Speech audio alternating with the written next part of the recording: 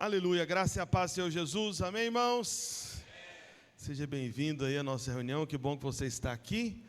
Hoje está acontecendo como eu imaginava, né? Ontem nós tivemos um casamento de um dos irmãos da nossa igreja, tinha vários irmãos da igreja lá. Aí eu fiquei observando bem quem estava no casamento, para eu poder olhar. Falei, gente, essas pessoas não estarão no culto pela manhã, mas tem alguns vencedores aqui, né? Aleluia. Né? Graças a Deus por você que foi no casamento e veio no culto. Amém? Aleluia. Bem, você que está nos visitando, seja muito bem-vindo. Amém? Quero dizer para vocês desde já, né, que no final da reunião nós temos ali uma sala especial ali separada para receber você, para você tomar um café aí junto conosco, né, ou alguma outra bebida que tenha lá, tá bom? Que nós queremos conversar com você. Seja muito bem-vindo. Amém? E você que nos acompanha em casa também, né, quero lembrar você que esse é o culto da esperança, que nós fazemos sempre no último domingo de cada mês, né, com uma reunião voltada especialmente para aqueles que nos visitam, mas que também é uma reunião que abençoa sempre a vida de todos aqueles que já fazem parte da igreja, daqueles que já conhecem o Senhor Jesus. Amém? E eu quero compartilhar com você uma palavra. Vamos primeiro lá para o primeiro livro de João, capítulo 2, verso 13. Se alguém puder abrir aqui para mim, não sei se alguém vai trazer um... Só para não ter que soltar o microfone ligado aqui, que faz barulho, atrapalha. Obrigado, Júlio. Isso. 1 João, capítulo 2, verso 13. Obrigado. Está escrito: Pais, eu vos escrevo porque conheceis aquele que existe desde o princípio. Jovens, eu vos escrevo porque tendes vencido o maligno. Filhinhos, eu vos escrevi porque conheceis o Pai. Pais, eu vos escrevi porque conheceis aquele que existe desde o princípio. Jovens, eu vos escrevi porque sois fortes e a palavra de Deus permanece em vós e tendes vencido o maligno. Amém? Vamos orar então por um instante, pedir para que o Senhor possa ministrar aos nossos corações da sua palavra que é viva, que é poderosa, em nome de Jesus. Amém? Pai, no nome de Jesus, nós evocamos o teu nome, Senhor, nessa manhã.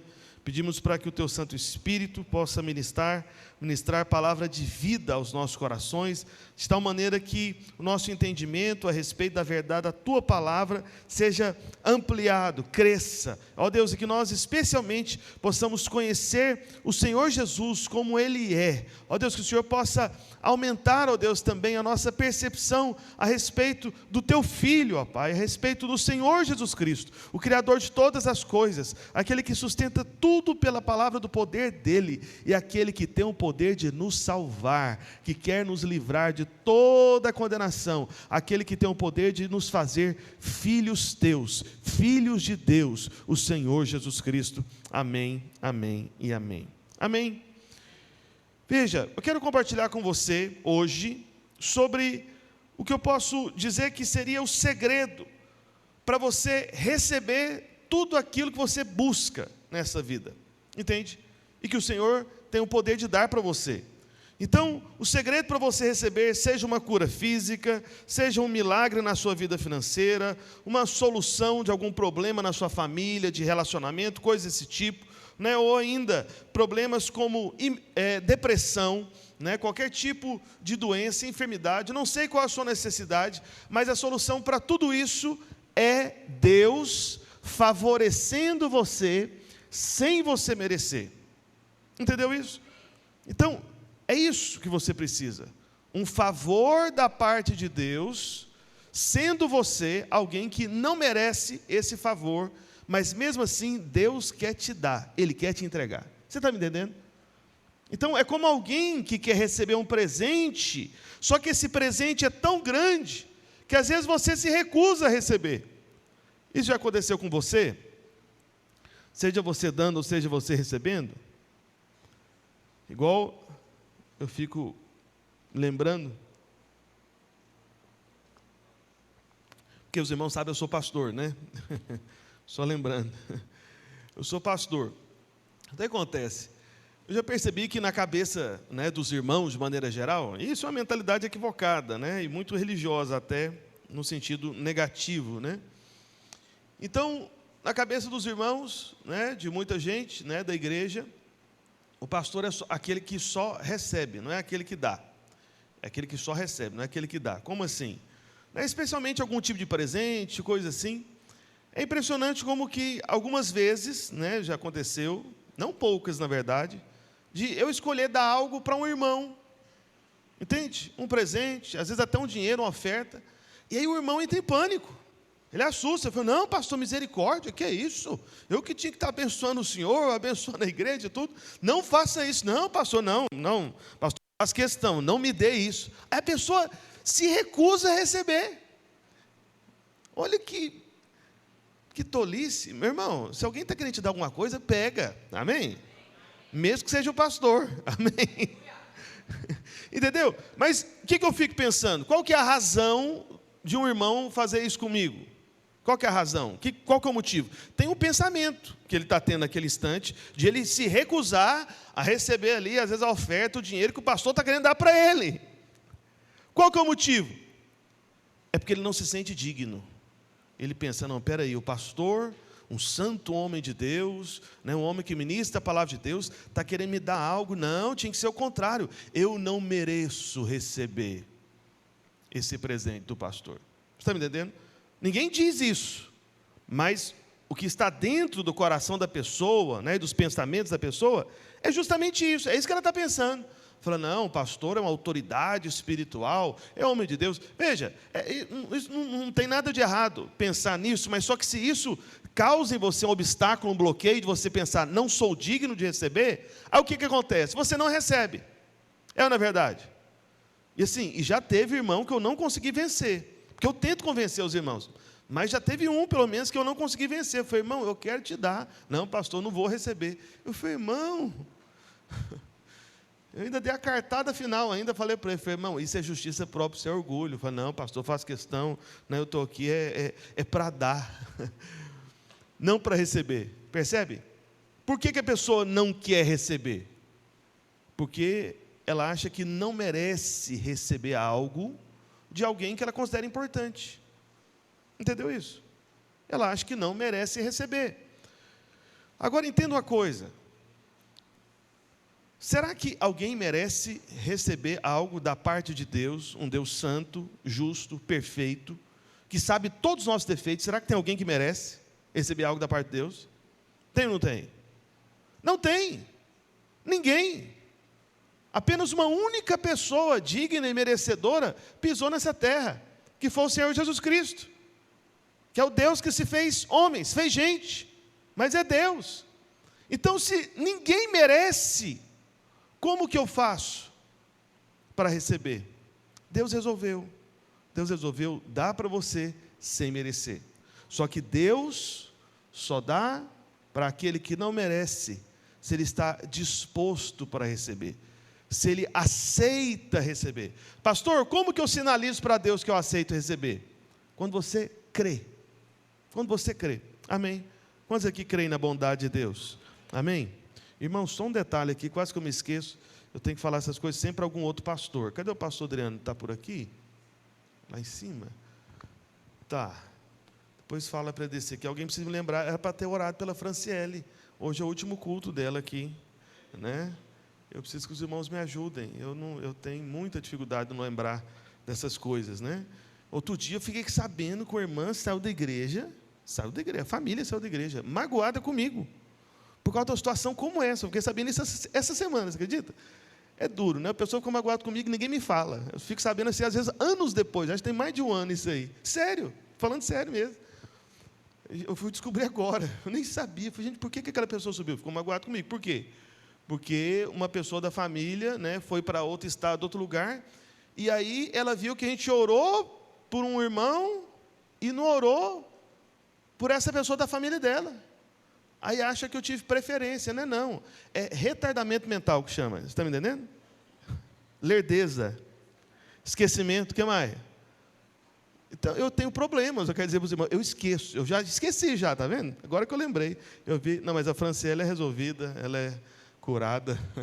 Mas é sério, irmão, sério mesmo, saiu a família inteira da igreja, porque eu não chamei a pessoa da família aqui para orar e abençoar. Emburrou comigo, eu não posso correr esse risco. Então, os pastores têm que me ajudar, porque a chance de eu fazer isso de novo é grande, entendeu? De eu esquecer, tá bom? Eu tenho esse potencial, eu reconheço. Me perdoe se eu esquecer. Então, por isso que eu peço para os irmãos, com frequência, quando alguém pede alguma coisa, irmão, me lembra tal dia, me lembra tal hora. Irmão, insiste comigo. Pede mais uma vez. Fala comigo, pode insistir comigo. Amém? Porque eu acho que a minha memória ela é meio seletiva, ela é só para a Bíblia, o resto eu esqueço. Sério. É porque eu acho que minha capacidade é tão pequena que Deus fez isso. Falar, esse vai pregar a palavra, para ele só dá a Bíblia, o resto ele não consegue. Amém? Então... Ainda bem que eu fui chamado para pregar, porque a Bíblia eu consigo lembrar. Mas vamos voltar para a palavra aqui, falando nisso. Então, veja, a graça para receber todas as coisas que você precisa, porque graça é isso, é favor imerecido. Você precisa de muitas coisas. Quantos aqui reconhecem que precisa de muitas coisas? Amém? Eu preciso de mais, entendeu? Inclusive, né? Bem, muita coisa eu preciso. Mas a maneira... Essa medida do seu recebimento, né? Então, se você viu que primeiro você precisa de crer nessa bondade de Deus, amém? Só que existe algo que amplia a sua capacidade de receber, aumenta a sua capacidade de receber algo da parte do Senhor Jesus. Então, é sempre pela fé, mas tem algo que faz isso maior, entende? Eu não sei quanto a você, mas eu preciso de coisas grandes, muito grandes. Então, eu preciso que aumente essa minha capacidade de receber. E como que isso pode crescer? Como que isso pode aumentar? Eu vou dizer para você. A sua capacidade de receber pela fé, na graça do Senhor Jesus, ela é aumentada dependendo da forma que você vê o Senhor Jesus. Dependendo da forma que você enxerga o Senhor Jesus. Depende da forma que você vê o Senhor Jesus. Então, como você vê o Senhor Jesus, isso vai determinar o que você vai receber dele. Aí você pode estar falando, pastor, tá bom, mas o que tem a ver esse texto que a gente leu aí? 1 João 2, do 13 ao 14. Eu não sei se você observou aqui, mas tem 3 categorias que o apóstolo João escreve, né, nessa aqui, que era uma das últimas das suas cartas, já experimentado no ministério. Então, o apóstolo João, né, que era aquele que recostou a cabeça, né, no peito do Senhor Jesus Cristo, ele determina aqui 3 categorias de crentes, de filhos de Deus, na igreja, amém, na casa de Deus. Ele fala de 3. Alguém se lembra aqui dos 3 que ele está dizendo? São os filhinhos, os jovens e os pais, amém? Então, quais são mesmo? Filhinhos, os jovens e os pais. Não é isso que a gente leu ali? Amém? Né? Então, pais, ele começa dizendo para os pais, pais, eu vos escrevo porque conheceis aquele que existe desde o princípio. Está aí? Está lá, isso. Então, eu vos escrevo porque conheceis aquele que existe desde o princípio. Aí depois ele fala para os jovens. Primeiro ele falou para os pais. Depois ele fala para os jovens. Jovens, eu vos escrevo porque tendes vencido o maligno. Agora, ele fala em seguida, no verso 14, para os filhinhos. Filhinhos, eu vos escrevi porque conheceis o Pai. Bem, e aí ele continua, eu não vou ler todo o restante para você, mas apenas para você perceber essas 3 categorias. E você pode perguntar, pastor, o que significa isso? Isso, na verdade, é como um processo de crescimento. Amém? Então, quando você chega na igreja, você faz parte dos filhinhos. Mesmo que você chegou na igreja adulto, tá bom? Então, mesmo que você chegou na igreja adulto, você chega como um filhinho, né? Por isso que quando você chega aqui, pelo menos na nossa igreja, né, na Videira, nós temos um curso de maturidade no Espírito. Esse é o curso para todo filhinho que está chegando.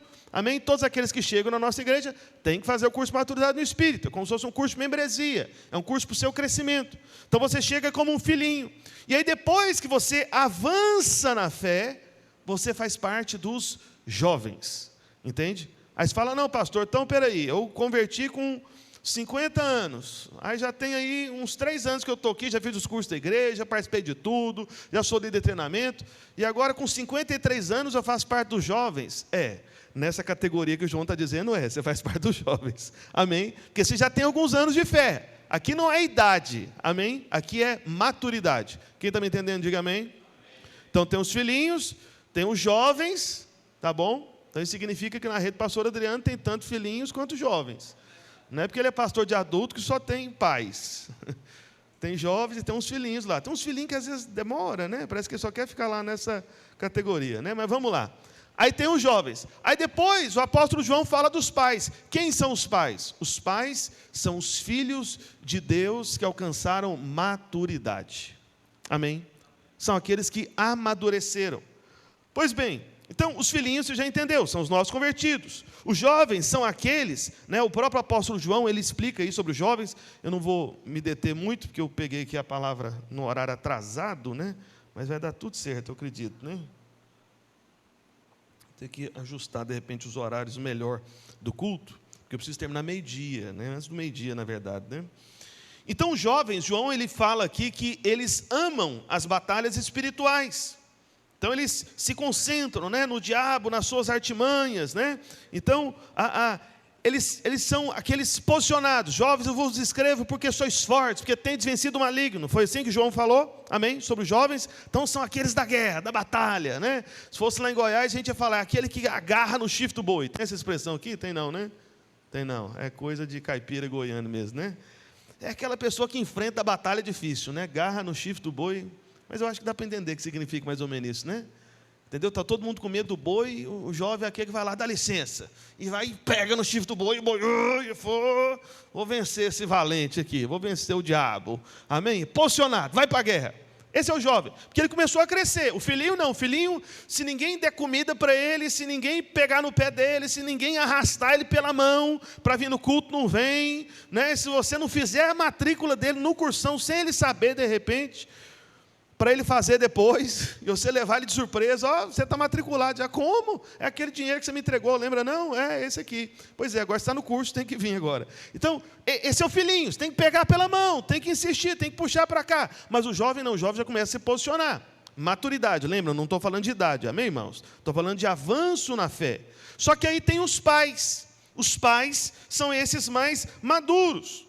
Então, veja, quando João fala aqui sobre os pais, a primeira coisa que você entende sobre pai, porque todo mundo aqui, quantos aqui são pais aqui? Deixa eu ver, tem filho natural, né? Ótimo, maravilha.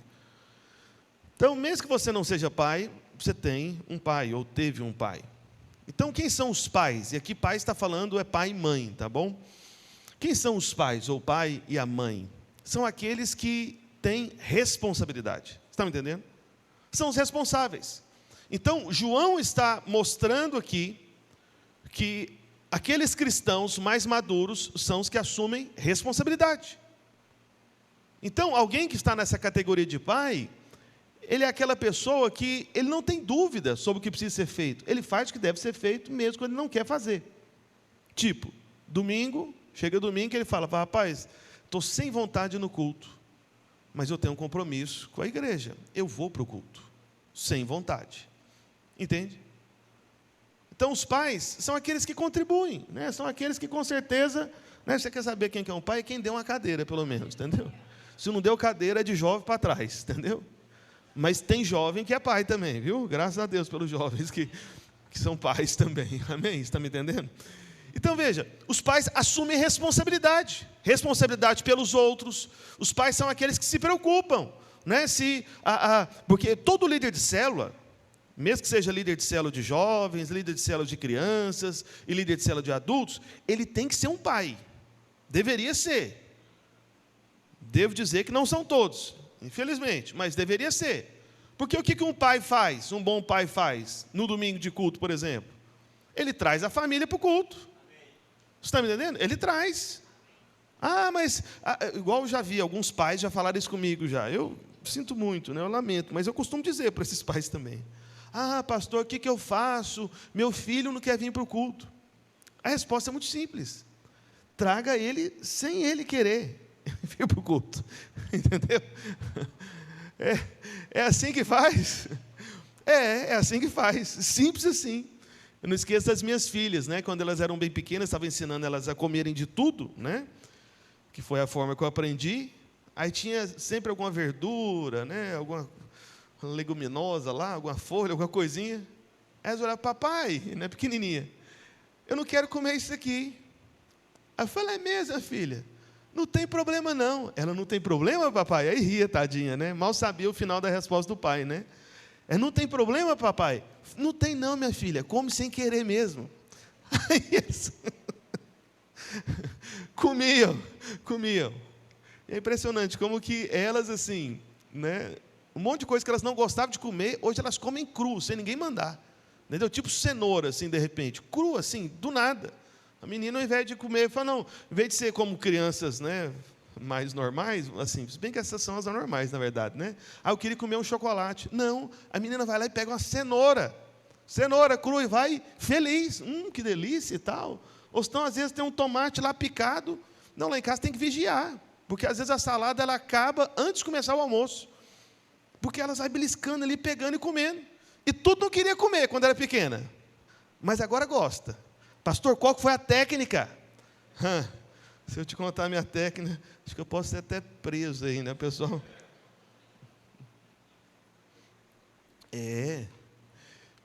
Bem, mas eu vou falar. Corre o risco, né? Você que está me vendo aí, se me denunciar, você vai ver. O anjo virá contra ti. Olha só, eu não, o anjo. Irmãos, eu já almocei com as minhas filhas com o cinto na mesa. Você está entendendo? Para comer as coisas. Pastor, que maldade, isso é tortura. Não, foi para o bem delas. Hoje elas comem muito bem. Amém? Aleluia. Mas veja, isso são os pais. Eu estou te dando uma ilustração de pais. Pais são aqueles que forçam as coisas também. Você está me entendendo? Porque isso é forçar. Não é fazer nada espontâneo. Então, um líder de célula que fala, pastor, já fiz de tudo para trazer os membros da minha célula para o culto. Fez tudo mesmo, será? Não sei. Pastor, tem para pegar o cinto? Não, isso é outro assunto, amém? Esquece isso. Isso não pode fazer na igreja, amém, irmãos? Só explicando aqui rapidinho, que senão de repente tem irmão, de repente tem o líder que tem uma ideia. Já tive uma ideia, o pastor falou o negócio do cinto e tudo. Aí chega o líder de obra, vocês vão ou não vão no culto? Não faça isso, amém? Isso é pecado, não pode, amém? Está claro para os irmãos? É importante. Mas a questão é, o que torna alguém um pai? Olha para cá. Porque esse é um ponto. Olha para mim. Deus quer fazer você amadurecer. Quantos aqui creem nisso? Amém? Deus quer. Isso seja na sua vida natural, seja na sua vida espiritual. Você não pode ser para sempre um filhinho ou uma criança, no sentido, sabe, do seu próprio caráter, da sua maturidade. Não pode. Você não pode ser para sempre um jovem, entende? No sentido do seu caráter, da sua maturidade. Não pode. Todos nós fomos criados em Deus para chegar nesse ponto de pais. Amém? Todos nós. Só que a questão é, o que faz alguém se tornar um pai? Veja, quem se torna um pai são justamente aqueles, conforme está escrito lá no verso 13. Coloca aí no verso 13.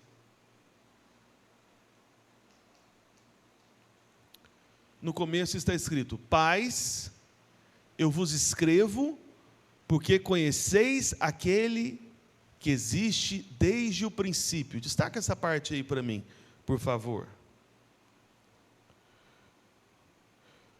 E veja que, isso, vamos ler juntos só essa parte? Vamos lá?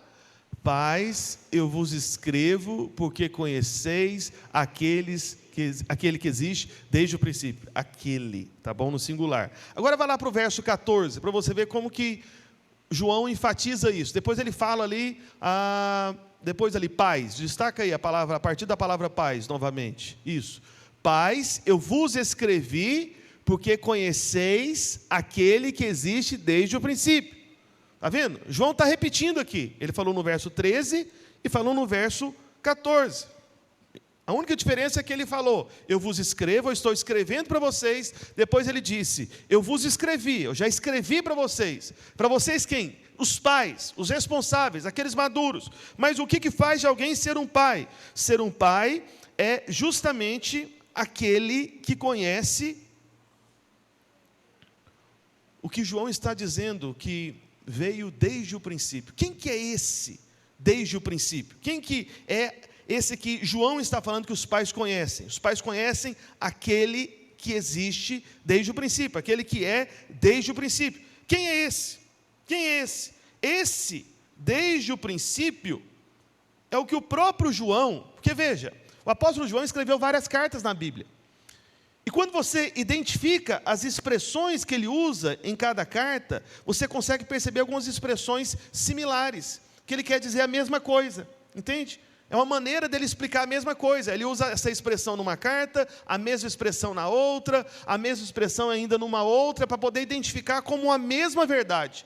E aonde que João falou sobre este, que é aquele desde o princípio? Lá em João capítulo 1, verso 1, no Evangelho de João, agora lá no Evangelho de João, João 1:1. Começo do Evangelho de João. Isso, maravilha. O que está escrito ali? No princípio era o Verbo, e o Verbo estava com Deus, e o Verbo era Deus. Ele estava no princípio com Deus. Todas as coisas foram feitas, vai lá até o verso 3. Todas as coisas foram feitas por intermédio dele, e sem ele nada do que foi feito se fez. Pode voltar no verso 1 aí, por favor. Então, quem que é esse Verbo?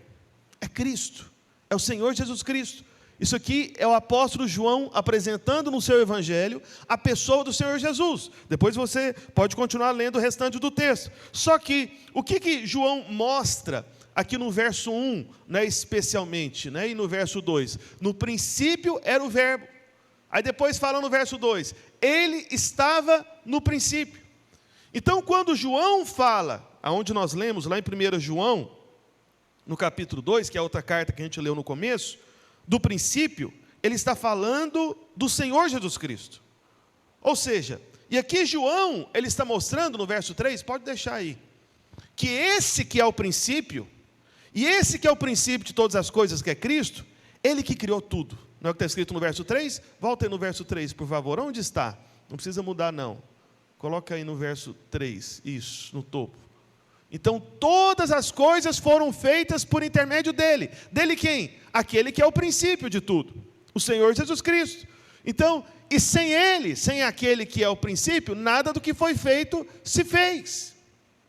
Então, foi esse que é o princípio é Deus. Esse que é o princípio é o Senhor Jesus. Ele é o Criador. Ou seja, Jesus é Deus. E aqui João, né, no seu evangelho, fala que esse Verbo, esse que é Deus, que é o princípio, que criou todas as coisas, ele viveu, sabe, em carne, como homem, viveu conosco, né, vimos a sua glória, né, ele diz lá no verso 14, coloca aí no verso 14, do mesmo capítulo, isso, vai lá.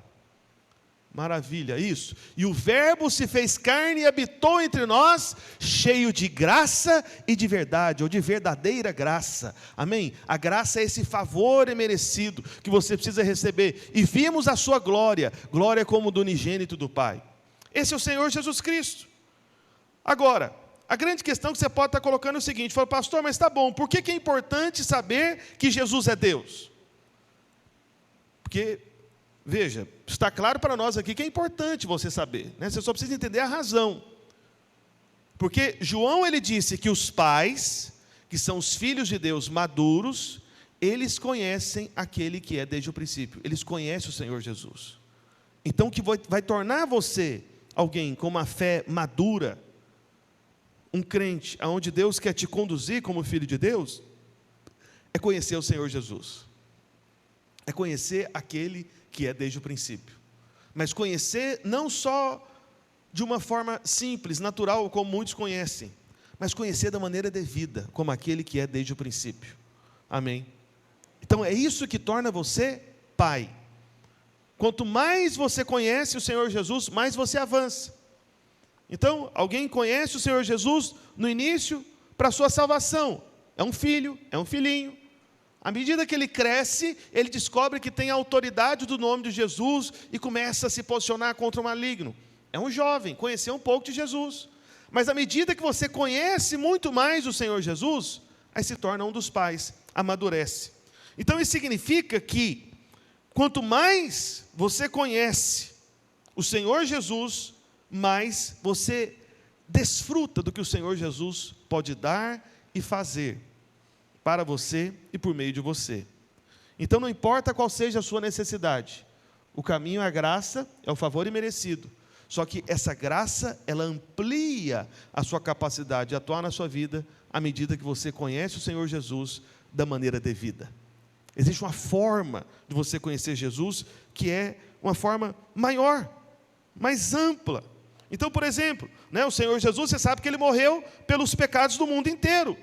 Não apenas por aqueles homens que estavam presentes na época que Ele estava aqui na terra, mas Ele morreu por todas as pessoas do passado e até mesmo as pessoas do futuro. Como que um homem pode fazer isso? Morrer pelas pessoas de todos os tempos? Isso só pode ser possível se esse homem não era apenas mais um homem, mas é um homem, na verdade, eterno. É um homem que nunca começou e que nunca terá fim. Esse homem, na verdade, se refere a um Deus que nunca teve início de dias e nunca terá fim, porque Ele é eterno. E por Ele ser eterno, Ele pode ter atitudes eternas, Ele pode ter ações eternas, Ele pode fazer obras eternas. Por isso que de uma vez por todas, Ele morreu pelos nossos pecados e do mundo inteiro, homens do passado, homens do presente e até mesmo aqueles que ainda virão a surgir, eles já têm os seus pecados todos colocados na pessoa do Senhor Jesus. Amém? Só que, ouça com muita atenção, especialmente você que está em casa, veja, não é porque Jesus fez algo que você recebe o que Ele fez por você. Você está me entendendo? Amém? Vou repetir. Não é porque Jesus fez algo que você recebe o que Ele fez por você. Por isso que eu estou dizendo para você desde o princípio, que a forma como você vê o Senhor Jesus, a forma como você enxerga o Senhor Jesus, é que vai determinar a medida do que você recebe, que vem da parte dEle. A forma que você enxerga, a forma que você enxerga. Então, Jesus, Ele é aquele que era, é aquele que é aquele que há de vir. Então, quando você enxerga o Senhor Jesus, com essa capacidade que somente Deus poderia ter, isso vai determinar a medida do que você pode receber da parte dEle. E lá em Marcos capítulo 6, verso 1 ao 2, pode colocar aí por favor, Evangelho de Marcos capítulo 6, verso 1 e 2. Aqui nós temos um momento onde as pessoas estão presentes, em relação a Jesus encarnado, mas é justamente um exemplo de pessoas que não conheceram o Senhor Jesus como deveria conhecer. Amém? Acompanhe por favor aí a leitura. Está escrito: tendo Jesus partido dali, foi para a sua terra, para a terra dele, sua terra, e os seus discípulos o acompanharam. Chegando o sábado, passou a ensinar na sinagoga, e muitos ouvindo-o se maravilhavam, dizendo: de onde vêm estas coisas? Que sabedoria é essa que lhe foi dada? E como se fazem tais maravilhas por suas mãos? Continua aí, tem mais um pedacinho, cadê? Isso. Aí depois o verso 3, na verdade, Isso. Aliás, o verso 3 não, por enquanto, calma aí, deixa só o 2 mesmo, daqui a pouco eu vou para o 3. Veja, essas pessoas que estavam ali na sinagoga, ouvindo o Senhor Jesus, eles tinham também ouvido falar do que o Senhor Jesus tinha feito, só que eles começaram a questionar, falaram: peraí, de onde que vem isso? Quem é esse homem aí para poder dizer que tem essa sabedoria? Como é que ele tem esse poder? Sabe, você acha que as pessoas estavam convictas, Elas estavam, assim, impressionadas no sentido de concordar, ou elas estavam em dúvida? Você viu o tanto de interrogação ali? Você acha que elas estavam o quê? Com convicção ou com dúvida? Com dúvida, com dúvida. Elas estavam assim, como se fosse dando um passo atrás. É o que acontece com muita gente a respeito do Senhor Jesus Cristo. Então, se você for perguntar, irmãos, ainda mais no Brasil, o Brasil foi um país colonizado, juntamente com o catolicismo, não foi apenas uma colonização política, de Portugal, foi uma colonização religiosa. Então, no Brasil, irmão, você perguntar para qualquer cidadão nessa rua do Recife, do Grande Recife, qualquer lugar do Brasil, irmãos, é muito difícil, para não dizer impossível, talvez seja impossível, você falar com qualquer brasileiro e perguntar para ele: vem cá, você já ouviu falar que Jesus, Senhor Jesus, né, que veio na terra como homem, né? Isso aconteceu na história mesmo e tal, e que ele veio para salvar as pessoas do pecado e tudo e tal. Irmão, todo mundo vai dizer que sim. Vai ou não vai? Vai. Então as pessoas sabem a respeito do Senhor Jesus. Às vezes até ouviram falar de milagres que o Senhor Jesus fez, de ensinamentos do Senhor Jesus, só que eles ficam como esse povo da terra dele, cheio de dúvida. Entende? Eles têm suas questões, eles têm suas opiniões. Ah, mas não sei, será? Por quê? Por que ele fez isso, né? Para quê? Será que isso aí é assim mesmo? Será que não exageraram? Não. Será que não inventaram? Ah, a Bíblia, palavra de Deus? Sei não, acho que é palavra de homem. Acho que inventaram essa história aí. Percebe? Só que as pessoas sabem. Elas sabem. Então, essas pessoas se encontraram com o Senhor. Eles viram o Senhor Jesus apenas como um homem comum, como um homem da terra deles, do bairro deles. Estes aqui, de repente, um ou outro, né? Isso que eu vou dizer não está escrito na Bíblia agora, tá bom? Mas eu suponho, né, que talvez até alguns mais velhos, né, os anciãos ali, né, do vilarejo onde o Senhor foi criado, de repente até falavam um para o outro, rapaz, quem é que é esse menino aí? Eu lembro dele brincando de carrinho com meus meninos aqui outro dia, era novo, agora vem querer ensinar a gente, agora vem querer dizer coisa da parte de Deus para a gente. Quem é esse?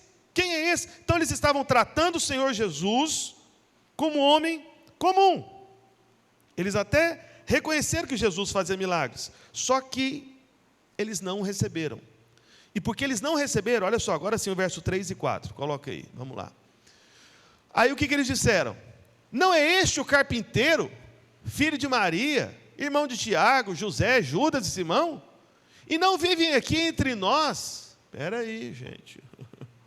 E não vive aqui entre nós suas irmãs? E escandalizavam-se nele.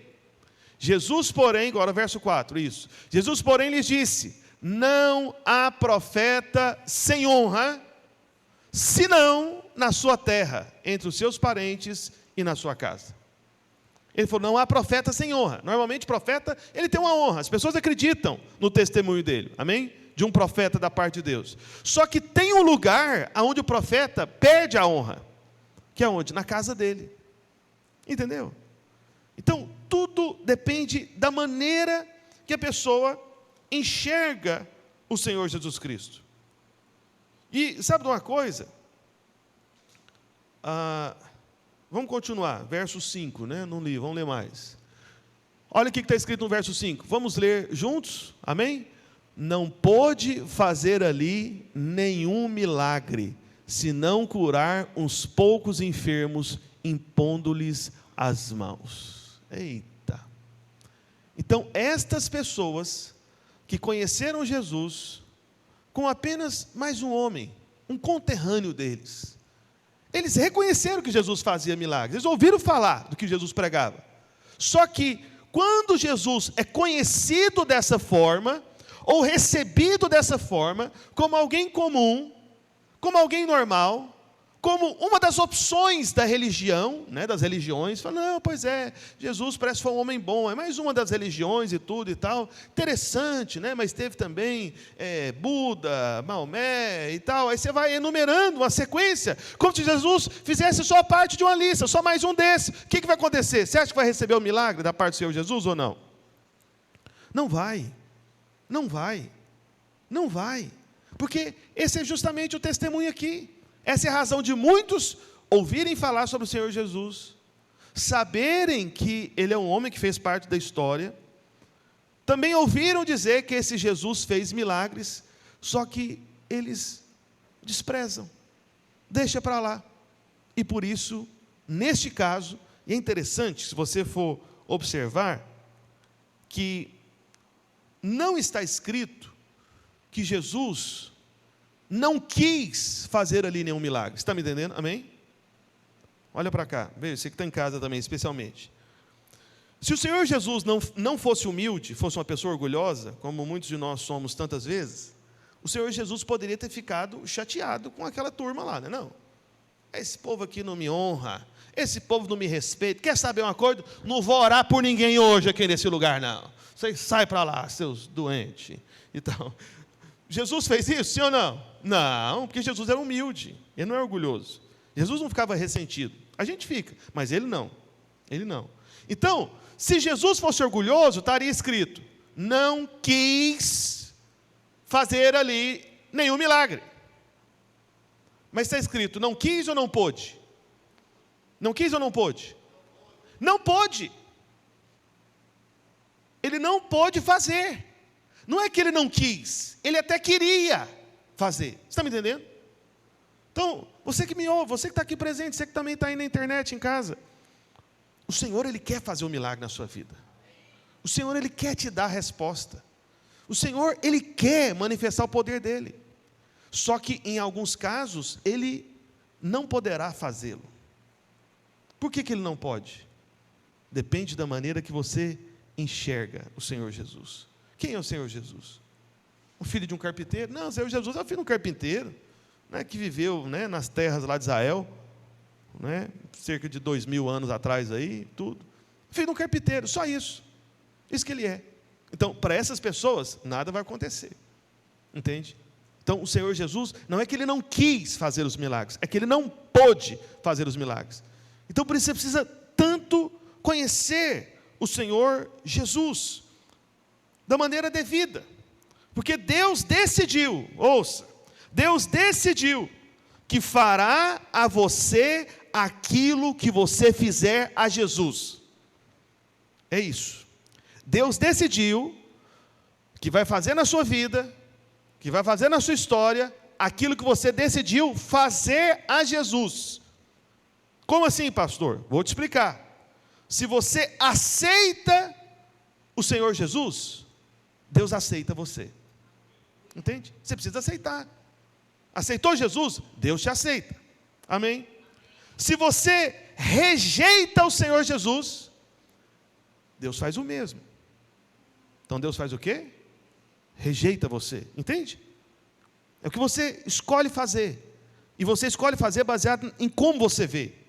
Então a maneira que você faz, Ele faz com você. Se você honra o Senhor Jesus, honra o Senhor Jesus, Deus o Pai vai honrar você. Entende? Vai erguer você, vai levantar você. Então, tudo é a maneira que você vê o Senhor. É o que você faz com o Senhor. Agora, aquele que desonra o Senhor Jesus, não poderá receber coisa alguma da parte de Deus. Entende? Não é que Deus não quer fazer. Ele até quer, mas Ele não pode. Porque essas pessoas não estão recebendo o Senhor. Entende? Como aquela história que eu contei, né, que eu quis dar algo para o irmão não quis receber. O que eu podia fazer? Esganar o irmão? Pegar o dinheiro, enfiar no bolso dele e sair correndo? Vai que ele joga fora, né? E eu lembro uma vez que aconteceu isso, viu? Agora que estou lembrando dessa história. Meu Deus do céu. Mas, na ocasião, eu nem era crente, mas isso aconteceu. Eu me lembro quando jovem, eu tinha um amigo, eu não tinha carro ainda. Aí a gente fazia muitas coisas juntos e tal. Era um amigo mesmo. E aí toda vez eu queria ajudar de alguma maneira, o combustível e tal, não sei o quê. E ele não pegava. Aí um dia eu tive a ideia. Ele falou: vou sair do carro, que vai me deixar em casa, vou deixar o dinheiro em cima do banco e sair correndo. Né? Joguei o dinheiro, bati a porta. Quer ver não pegar esse dinheiro? Irmão, vocês acreditam que o cidadão pegou o dinheiro e jogou pela janela do carro para eu pegar de volta? Eu falei: miserável, olha. Você percebe? O que você acha que eu fiz? Peguei o dinheiro, imagina. Uai, que é isso? Ele me deu, eu recebi, eu não tenho dificuldade não, eu pego o dinheiro até do chão. Jogou no chão, não, irmão, pode deixar, eu pego. Se quiser me dar, jogando no chão, eu pego. Porque eu sou humilde, amém? E porque eu preciso. Você acredita? A pessoa jogou o dinheiro no chão. Eu peguei de volta. Falei: não quer, é meu. Vou desperdiçar dinheiro coisa nenhuma. Imagina. Então, é o que acontece com muita gente. E você veio aqui hoje, especialmente você que está nos visitando, você que está aí pela internet também, que às vezes está afastado dos caminhos do Senhor, ou de repente nunca tratou o Senhor Jesus como esse Deus extraordinário. Está sendo dado tudo aquilo que você precisa para você hoje de graça. Mas a questão é: quem é Jesus para você? Como você vê o Senhor Jesus? Como que você trata o Senhor Jesus? Sabe, por isso, da maneira que você se dirige a Deus, isso determina como você recebe de Deus. As pessoas do mundo normalmente até ofendem a Deus mesmo, dizendo, o cara lá de cima, o homem lá de cima. Então, muitas pessoas do mundo dizem algo parecido assim. E o que essas pessoas recebem da parte de Deus? Nada, nada. Porque eles desprezam a Deus e são desprezados. É simples assim. Não tem como ser diferente. Então, a questão não é porque Deus não seja bom. Deus é bom. Mas pelo fato de que essa revelação que eles têm sobre Deus é pequena. E impede eles de receberem. Então, o que você vai receber da parte de Deus depende da força, do poder, da revelação que você tem a respeito de Deus. E lá em Mateus 6, 22, é interessante, algo aqui que talvez você nunca percebeu, até eu falo especialmente para os crentes aqui presentes, né? Quem já conhece a Bíblia. Lá em Mateus 26, 22, não, Mateus 26, eu falei 6? 26, 22, por favor. Vai dar certo, lá vai, não vai? Isso, ótimo. Maravilha, obrigado. E eles, muitíssimo contristados, começaram, um por um, a perguntar-lhe, porventura sou eu, Senhor? Veja, por que os discípulos estavam contristados aqui? Porque o Senhor Jesus estava falando que um deles iria traí-lo. Eles estavam querendo saber, quem que vai trair? Sou eu, Senhor? Sou eu, Senhor? Porque ninguém queria ser o traidor da história, né? Assim, pelo menos isso é uma boa coisa, não querer ser o traidor da história, né? Só que aí, no verso 25, pula um pouquinho para frente aí, para o verso 25, está escrito, então Judas, que o traía, esse era o traidor, então Judas, que o traía, perguntou, acaso sou eu, mestre? Respondeu-lhe Jesus, tu disseste. Está dizendo aí. Mas tem um detalhe aqui, que eu vou te dizer, que é a razão porque Judas traiu o Senhor Jesus. Pastor, como assim? Nesse versículo tem a resposta? Tem. A resposta é porque que Judas traiu o Senhor Jesus. A resposta está ali na última palavra antes do sinal de interrogação. Deixa só ela destacada aí para mim, por favor. Qual que é a palavra ali, antes do sinal de interrogação, do verso 25? Palavra mestre.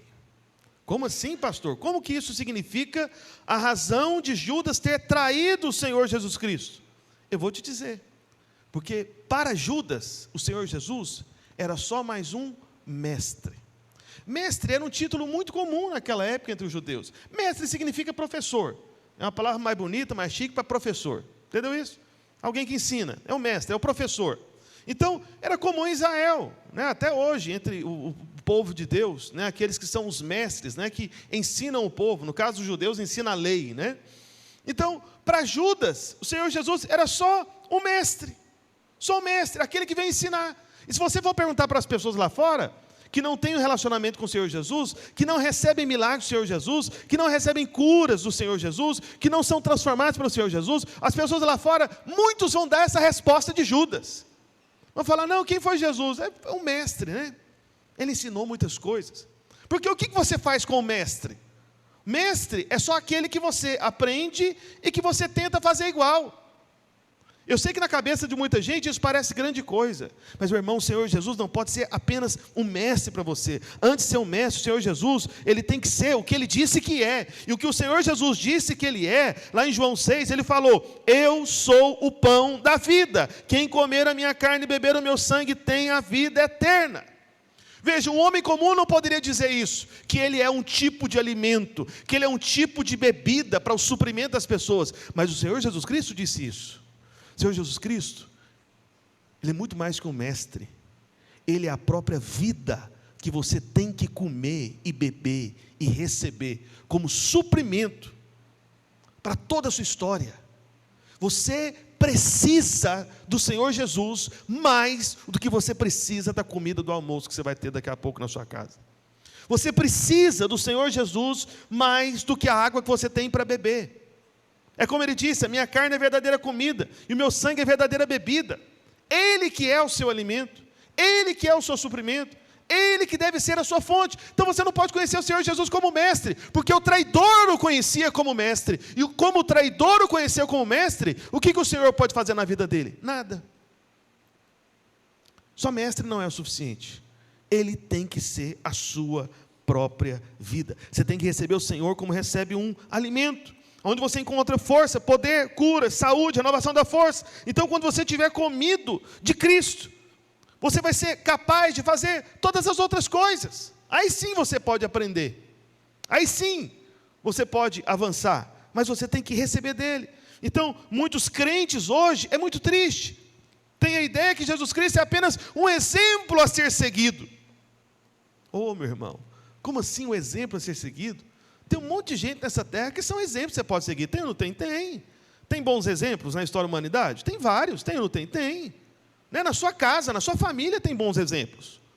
Né? Eu suponho, né, que aí os seus pais, em muitos aspectos, são bons exemplos. Né? De repente você honra aí o seu pai, sua mãe, porque foi alguém trabalhador, cuidou de você, teve paciência com você. Não é verdade? Então são bons exemplos, mas espera aí, então Jesus está na mesma categoria das pessoas importantes dessa terra, ou ele está na categoria superior? Ele está numa categoria superior, única e exclusiva dele, que não se compara a nada e nem ninguém. Você está me entendendo? É assim que você precisa ver o Senhor Jesus, entende? Ele não é apenas um exemplo, ele é muito mais do que isso. Nós temos que ver Deus feito homem em Cristo Jesus. Temos que adorar o Senhor Jesus, passar tempo com o Senhor Jesus. E é isso que vai te dar poder para você receber tudo aquilo que Ele tem para você. E lá em 2 Coríntios, capítulo 5, verso 16, quero chamar aqui para o teclado, por favor, já estou terminando.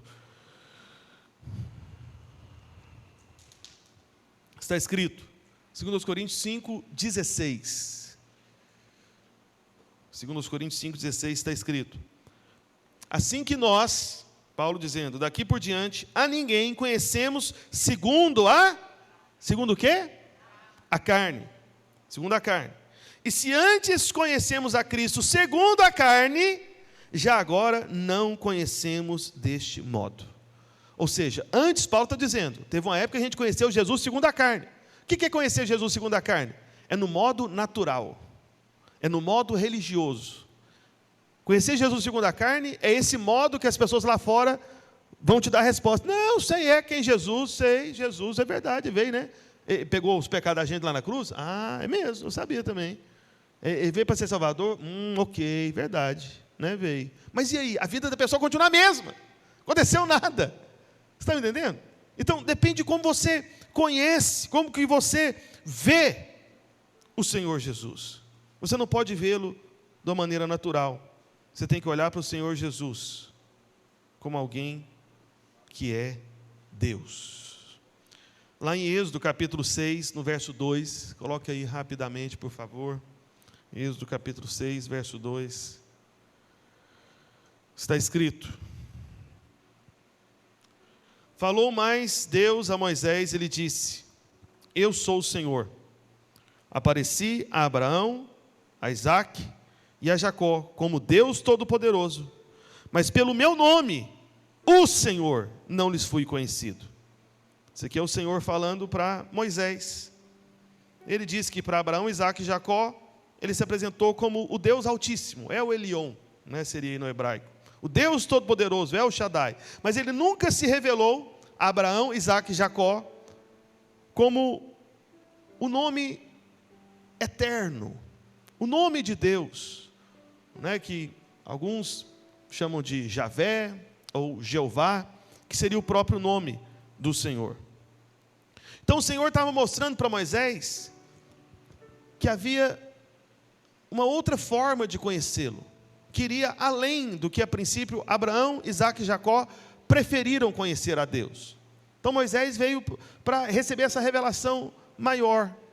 Embora Abraão, Isaque e Jacó deviam conhecê-lo assim, mas apenas preferiam conhecê-lo como Todo-Poderoso. Mas existe algo maior, que é justamente o nome do Senhor. E é interessante que lá em Hebreus capítulo 13, no verso 8, está escrito o seguinte, Hebreus 13, 8. Aleluia. Hebreus HB, Hebreus 13, 8.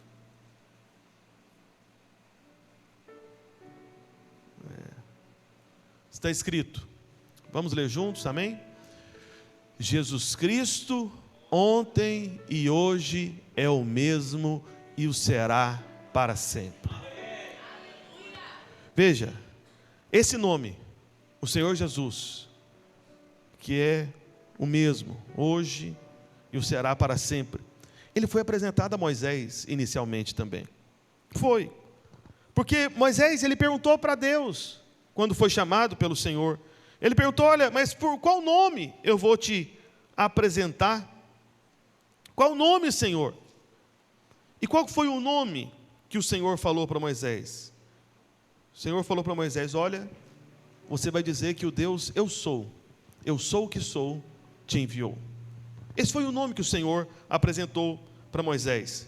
Só que é interessante que depois de séculos de história, mais de 1000 anos depois, aparece um grupo de judeus perguntando a um jovem carpinteiro que estava ali parado numa montanha com as suas roupas ao vento, com seus olhos em chamas, com seu coração cheio de compaixão. Eles perguntam para esse jovem carpinteiro: com que autoridade você faz esses milagres? Quem é você? Você é maior do que o nosso pai Abraão? Está lá em João 8, a partir do verso 56. Coloca aí, por favor.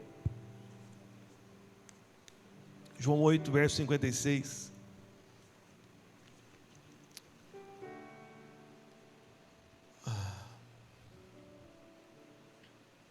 Vai para o verso 58, por favor, isso.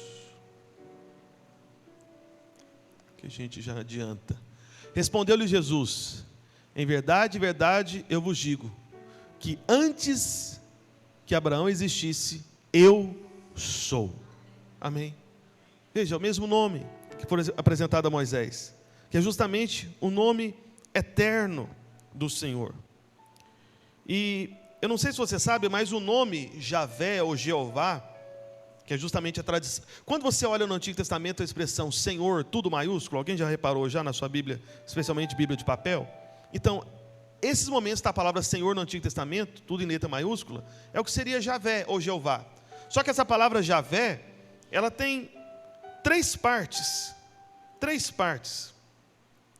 E isso significa que essas três partes é justamente aquilo que a gente leu em Hebreus, capítulo 13, verso 8. E que partes são essas, pastor? Eu vou te explicar. Esse nome Javé, ele tem três partes. A primeira parte significa o Deus que era. A segunda parte do nome Javé ou Jeová significa o Deus que é. E a terceira parte do nome Javé ou Jeová é o Deus que virá, que há de vir. O que era, o que é e o que há de vir. Foi assim que Deus se apresentou a Moisés. É assim que o Senhor Jesus foi apresentado a nós. É esse Deus eterno. Amém? Esse Deus eterno. Por isso, quando os judeus ouviram o Senhor Jesus dizer isso, o que aconteceu no verso 59? Coloca aí, por favor, adiante. Então pegaram em pedras para atirarem nele, mas Jesus se ocultou e saiu do templo. Eles quiseram eliminar, matar o Senhor Jesus ali. Só que eles não tinham poder de atentar contra a vida do Senhor Jesus. Ninguém poderia tirar a vida do Senhor Jesus. O Senhor Jesus, ele deu a sua vida de maneira voluntária. Essa não é a única vez que homens tentaram matar o Senhor Jesus, mas ele sempre escapa, ele sempre sai, e ele sai no meio deles. Por quê? Porque ele é o eu sou, ele é o Todo-Poderoso, ele é aquele que era, que há e que há de vir. Eu sou. Então, quando o Senhor Jesus foi para a cruz, ele foi de maneira voluntária. E é interessante que lá em Isaías 40, verso 3, está escrito, Isaías 40, verso 3, vós que clama do deserto, preparai o caminho do Senhor. Isaías 43, isso. Está vendo lá a palavra Senhor maiúscula? Amém? Tudo maiúsculo. Palavra Senhor. Então é justamente esse Jeová, né? Ou Javé. Só que lá em Marcos capítulo 1, no verso 1, Marcos capítulo 1, verso 1, então guarda isso, a gente vai ler o mesmo texto, está escrito, Marcos 1, 1. Princípio do Evangelho de Jesus Cristo, Filho de Deus, conforme está escrito na profecia de Isaías: eis aí envio diante da tua face o meu mensageiro, o qual preparará o teu caminho. Voz do que clama no deserto: preparai o caminho do Senhor, endireitai as suas veredas. Veja, João Batista estava pregando no deserto, e a pregação de João Batista era uma citação de Isaías 40. E Isaías 40 está falando do Senhor como aquele que era, que é e que há de vir. E quando João Batista viu o Senhor Jesus, ele entendeu que este é aquele do qual o profeta Isaías falava. Este é aquele que era, que é e que há de vir. Esse é o grande eu sou, esse é o todo-poderoso, esse é o eterno, esse é aquele que nunca teve início de dias e nunca terá fim. Lá em João, no capítulo 18, no verso 4. É impressionante como que o Senhor Jesus, esse que é Javé, Jeová, o Eterno, ele tinha todo o poder enquanto estava aqui na terra também. Porque esse é um episódio curioso, lá em João 18, verso 4. Está escrito: sabendo, pois, Jesus todas as coisas que sobre ele haviam de vir, adiantou-se e perguntou-lhes: a quem buscais? Isso aqui foram buscar o Senhor Jesus para crucificá-lo. Responderam: a Jesus o Nazareno. Então Jesus lhes disse: o que Jesus disse? Sou eu. O que é sou eu? É só uma ordem inversa de eu sou. É a mesma coisa. Então isso aqui foi apenas uma tradução que fizeram dessa forma, mas a melhor tradução deveria ser: eu sou, eu sou, eu sou, que ele está falando o nome dele. Eu sou.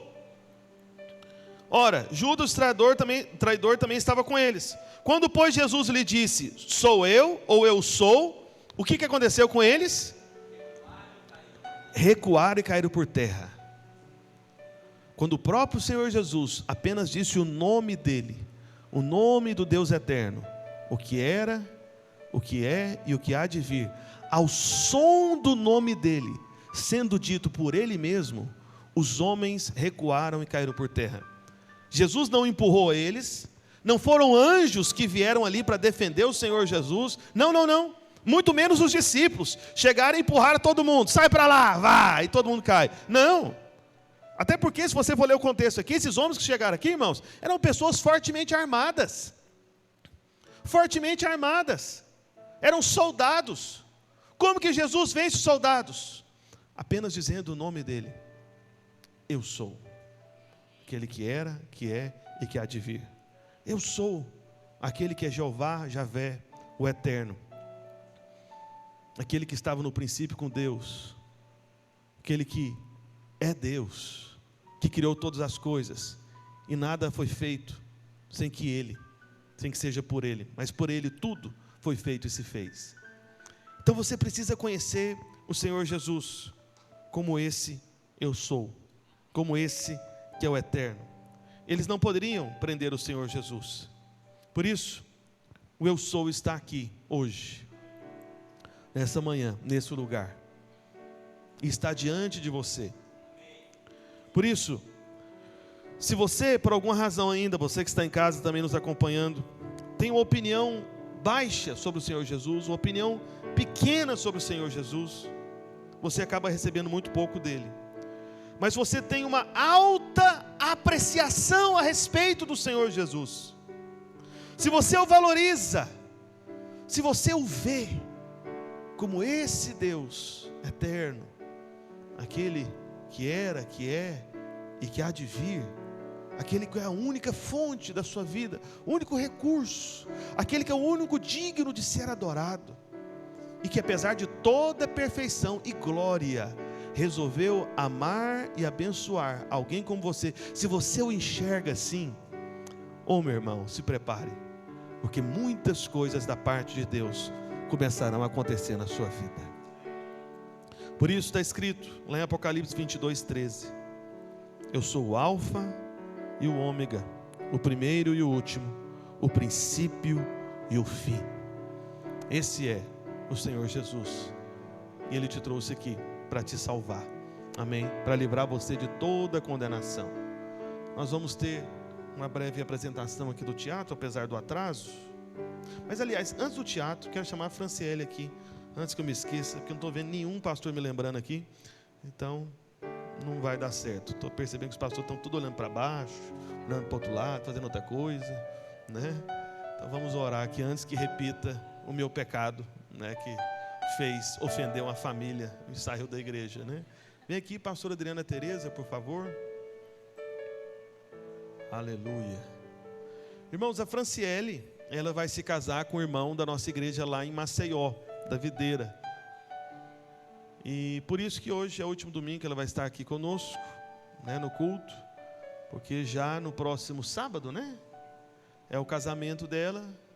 E do sábado ela já vai para Maceió, para morar com o esposo dela, que mora lá por enquanto, porque eu já falei para ele que ele vai mudar para cá, para Recife, para trazer de volta a Franciele. É provisório. Já falei para o pastor Geraldo também, para o pastor Geraldo, aguarde, tu verás esse casal vindo para cá. Mas vamos abençoar a vida da Franciele. A Franciele é um grande presente da parte do Senhor, está conosco há muitos anos, né? E já viu muitas coisas acontecer. 10 anos, olha aí, vai fazer 10 anos, amém? E ela tem perseverado com alegria, servido o Senhor, servido essa obra, servido tanta gente, amém? Então vamos abençoar a vida dela por um instante, sentado mesmo como você está. Vamos orar por ela, abençoar a vida da Franciele em nome de Jesus. Pai, no nome de Jesus, nós queremos abençoar, ó Deus, a vida da Franciele. Te agradecemos pelo tempo, ó Deus, que ela teve aqui conosco, Senhor. Ó Pai, como instrumento de bênção, de vida.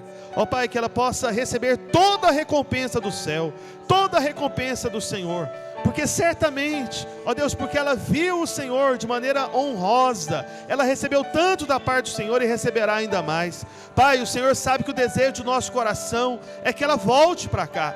Ó Pai, se for da Tua vontade, ó Deus, se for para o cumprimento do Teu propósito, que ela possa voltar para cá juntamente com o marido, ó Deus, que o Senhor está entregando a ela nesse próximo final de semana, ó Pai. Nós oramos por isso e declaramos que ela será, ó Deus, tremendamente abençoada e recompensada por toda a semeadura de vida que ela teve nesse lugar, em nome de Jesus. Amém. Aleluia. Obrigado, minha irmã. Você é uma benção, viu? Amém.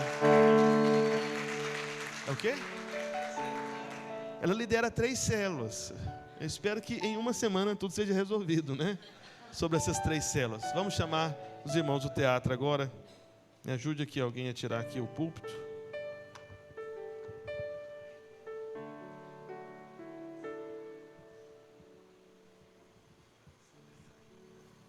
Certo dia, o pai saiu a passear com o seu filho.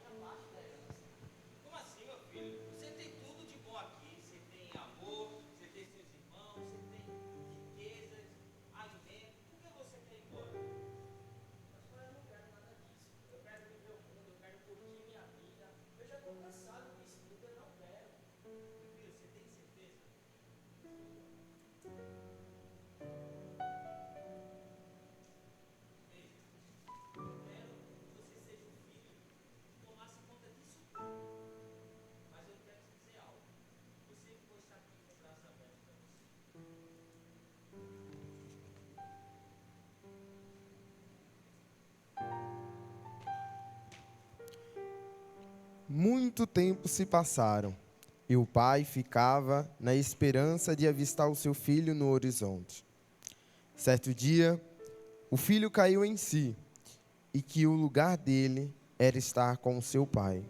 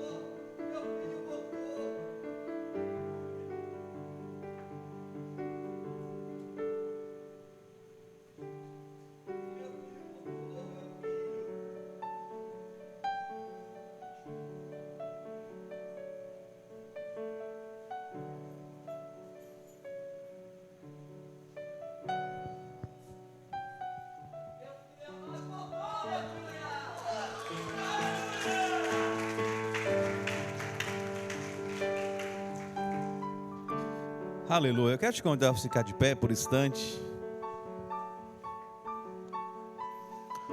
Louvado seja o nome do Senhor.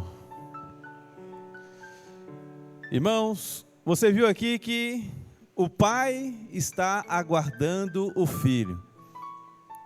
Então aqui é somente uma encenação, que de fato está na palavra de Deus.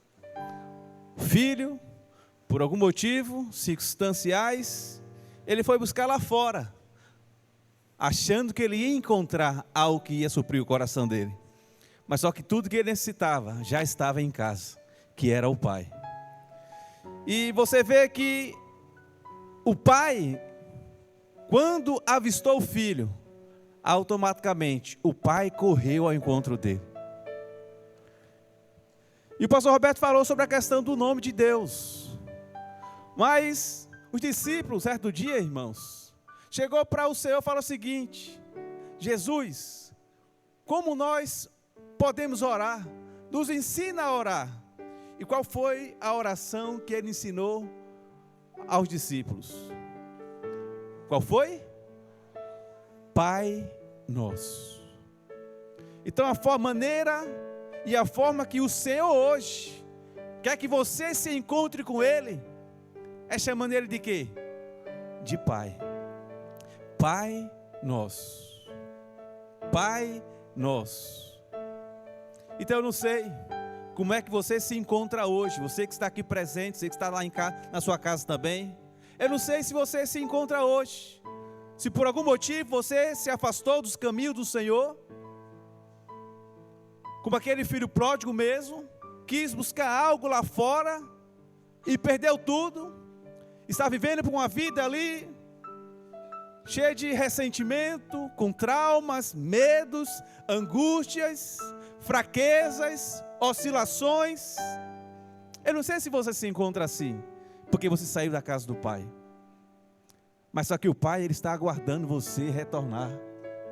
E se você está aqui hoje, o Pai te convidou você para estar aqui hoje, para ouvir essa ministração, para que você possa falar: Pai, eu estou de volta. E é isso que Ele quer que você fale hoje. Ele quer escutar da sua boca você clamando pelo Pai. E quando você clama pelo Pai, a Bíblia fala que Ele sai desesperadamente, correndo ao seu encontro para te abraçar, colocar as sandálias nos pés, te colocar uma aliança no dedo e falar: eu vou cuidar de você. Amém? Então você que está aqui nesse exato momento, eu queria que você colocasse a mão no seu coração e você vai fazer uma oração junto comigo. É uma oração realmente de entrega, para você falar para o seu Pai. Amém? Falar para o seu Pai. Falar assim: Pai, essa manhã eu estou aqui porque eu reconheço o Senhor como Salvador da minha vida. Fala assim: Pai, escreve meu nome no livro da vida, porque hoje eu reconheço que o Senhor veio à terra como homem, em carne e sangue, e morreu numa cruz pelos meus pecados. Fala assim: Pai, perdoa os meus pecados hoje, e eu creio que o Senhor é o meu Salvador. Fala assim: Pai, eu te aceito, escreve meu nome no livro da vida, em nome de Jesus. Irmão, se você fez, quem aqui fez essa oração pela primeira vez? Se você fez essa oração pela primeira vez, você que está em casa também, a Bíblia fala que a fé, ela vem quando você ouve, mas ela é gerada no seu coração quando você fala. Amém? Então hoje, houve salvação na sua vida, porque você creu, mas você liberou a palavra, porque você crê na obra de Cristo Jesus. Amém? Então quem está aqui nos visitando hoje? Quem está aqui nos visitando? Tem alguém aqui visitando? Amém? Aleluia. Então eu quero falar para você, queridos, se ainda você não teve essa experiência com o Senhor, hoje você teve, porque você confessou Ele como seu Salvador, amém? Aleluia, glória a Deus. Obrigado por você estar aqui presente hoje, e eu quero falar para você, que nós estamos aqui ao lado, aqui atrás, uma sala VIP, onde você vai estar lá, e a gente vai estar em comunhão, e te conhecendo melhor, tá bom? Então quem trouxe você, quero te conduzir para o lead, te conduzir você até a sala, hein? Mas aí eu quero orar por você agora, em nome de Jesus, amém? Erga sua mão para frente, deixa eu orar por você, para a gente encerrar o culto. Pai, em nome de Jesus, nós oramos desde já, Senhor, por cada um que está aqui presente. Oh Deus, que o Senhor de fato, oh Deus, é essa presença visível, real, aquele que é realmente, ó Pai, a manifestação poderosa, que nós precisamos conhecer cada dia, ó Deus, ter experiência viva, real com o Senhor, no nosso caminhar, no nosso dia a dia. Ó Deus, que essa semana o Senhor possa fazer presente na vida dos meus irmãos, conduzindo ele em vitória, cada vez mais em experiência contigo, em nome de Jesus, amém? Aleluia, declara a semana abençoada sobre a sua vida. E você que está nos visitando, né? Você que trouxe o líder, convidou ele, conduza ele para a sala VIP. Nós estaremos lá para conhecer melhor você, amém?